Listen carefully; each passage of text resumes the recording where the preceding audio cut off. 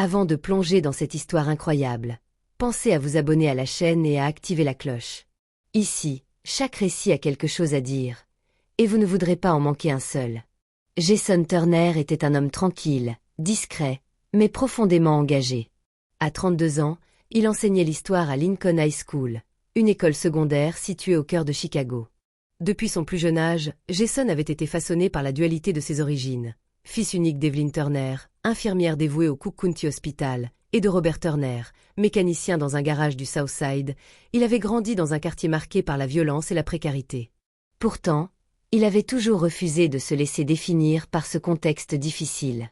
Ses parents lui avaient transmis des valeurs solides, le respect, le travail, l'importance de l'éducation comme moyen d'élever sa voix et d'impulser un changement réel. Chaque jour, Jason se levait avec la conviction que, malgré les obstacles, il pouvait faire la différence dans la vie des jeunes qui l'entouraient, souvent eux-mêmes prisonniers d'un environnement hostile.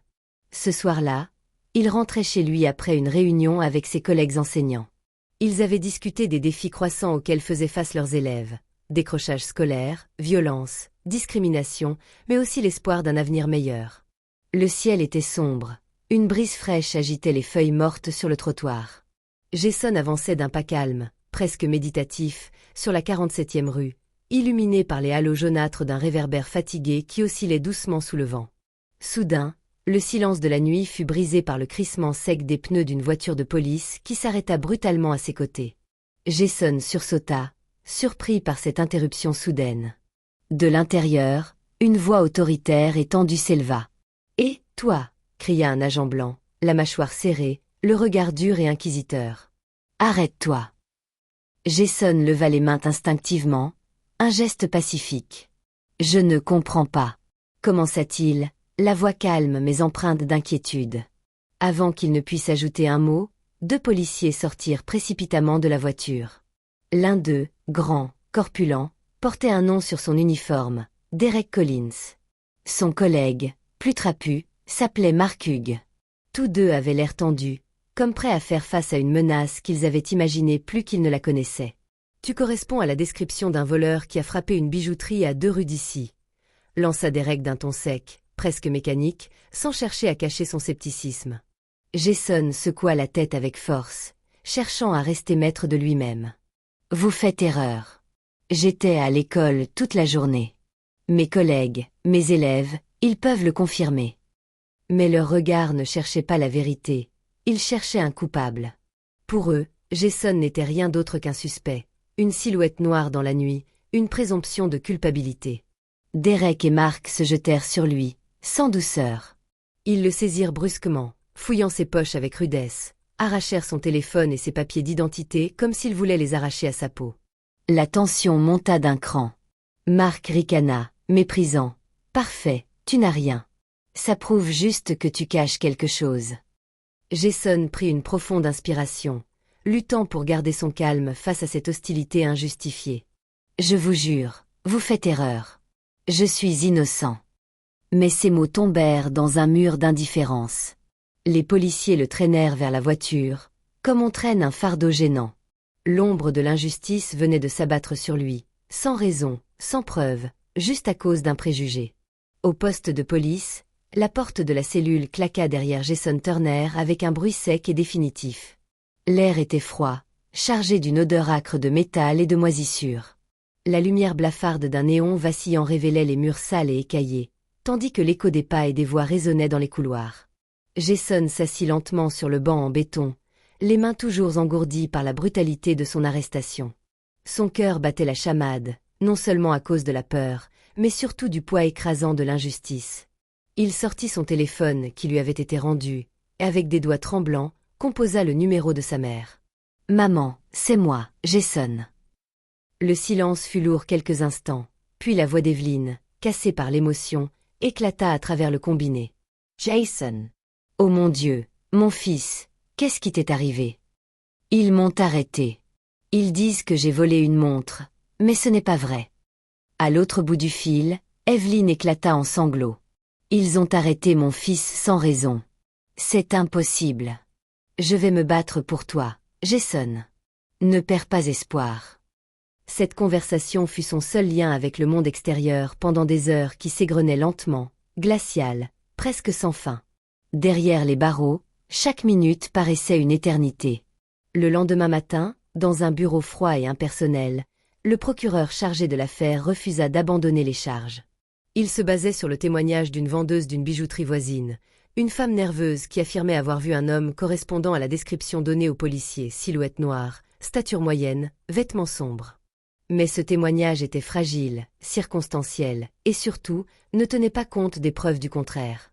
Jason passa sa première nuit en prison dans une cellule austère, entouré de cris lointains, de l'angoisse palpable de ses compagnons de détention, et de regards hostiles qui ne lui laissaient aucun répit. Il sentait le poids des murs se refermer sur lui, une cage invisible faite de préjugés et de méfiance. À l'extérieur, la famille Turner refusait de capituler. Evelyn, épuisée mais déterminée, contacta en urgence son frère Michael Johnson, un avocat réputé, spécialisé en droit civique et combat pour la justice. Michael arriva rapidement, un sac de documents sous le bras, le regard grave. Il savait que le temps serait leur ennemi, mais il n'avait aucune intention de laisser Jason seul face à cette machine judiciaire. Il commença à rassembler des preuves minutieuses. Il interrogea les témoins de l'école, les collègues de Jason, passa au peigne fin les vidéos de surveillance des rues environnantes. Peu à peu, il découvrit qu'un autre homme, blanc, avec un passé judiciaire chargé, correspondait beaucoup mieux au profil du vrai voleur. Mais malgré ces preuves accablantes, le système judiciaire semblait sourd, lent, et d'une froideur implacable face aux réalités raciales et sociales qui déterminaient souvent l'issue de tels dossiers. Chaque jour en prison était une épreuve nouvelle. Les gardiens, souvent indifférents voire hostiles, traitaient Jason avec une rigueur froide qui dépassait parfois les limites du règlement. Certains détenus, marqués par leur propre colère et leur peur, voyaient en lui un intrus, un suspect à cause de son calme et de son éducation. Jason encaissait ses regards lourds, ses murmures et parfois même ses provocations, toujours avec dignité, serrant les poings pour ne pas céder à la colère. Dans le silence de sa cellule, il trouvait refuge dans l'écriture. Il griffonnait des lettres destinées à ses élèves, à ses amis, à ses parents. Ces mots étaient des ponts tendus vers la liberté, des appels à la justice, des éclats d'espoir dans un tunnel sombre. « Ne perdez jamais foi en vous », écrivait-il, même quand le monde semble s'effondrer autour de vous. Les semaines passaient, lourdes et pénibles. Michael Johnson travaillait sans relâche, épuisé mais déterminé à démontrer l'innocence de son neveu. Chaque nuit, il visionnait et revoyait les vidéos de surveillance récupérées auprès de commerces voisins, scrutant le moindre détail. Puis, un soir, la lumière vint percer les ténèbres. Sur une des vidéos, clairement visible, un homme blanc au visage marqué, portant un blouson sombre, s'emparait furtivement d'une montre en or dans la bijouterie ciblée. L'homme se déplaçait avec assurance, bien loin de la silhouette de Jason. Michael sut immédiatement que c'était la preuve décisive. Il contacta son équipe, prépara un dossier solide et demanda une nouvelle audition pour Jason. Dans la salle d'audience, l'atmosphère était tendue.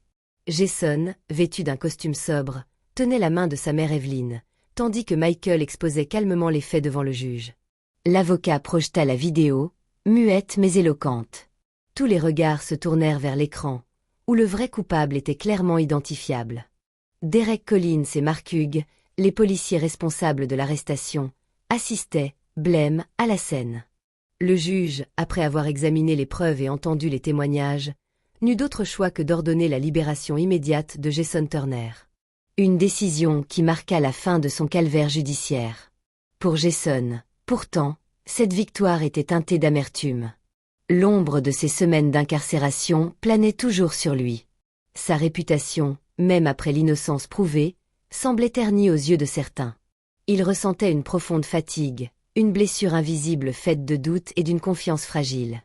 Pourtant, il était libre. De retour chez lui, Jason reprit son métier d'enseignant avec une nouvelle énergie, un feu intérieur ravivé. Chaque jour, dans sa salle de classe, il partageait plus que des savoirs académiques. Il parlait de justice, de racisme, de courage. Comprendre nos différences, disait-il à ses élèves, c'est la première étape pour changer le monde. Avec Michael et Evelyn, ils fondèrent une association dédiée à soutenir les victimes d'arrestations injustifiées, à offrir un accompagnement juridique, psychologique et à militer pour des réformes policières et judiciaires. Au fil des mois, Jason retrouva peu à peu confiance en lui et en l'avenir. Sa famille était un pilier solide, et la communauté locale commençait à entendre leur voix. Un soir, Alors qu'il lisait un message sur son téléphone, un sourire tranquille éclaira son visage fatigué. Merci, Mr. Turner. Vous nous avez appris à lutter pour ce qui est juste. Un ancien élève. Ce simple message, petit mais puissant, était un baume sur ses blessures. Jason comprit que son combat, bien que difficile, n'était pas vain. Il n'était pas seul. La route serait longue, semée d'embûches, mais il marcherait avec courage, détermination et la certitude que chaque voie comptait.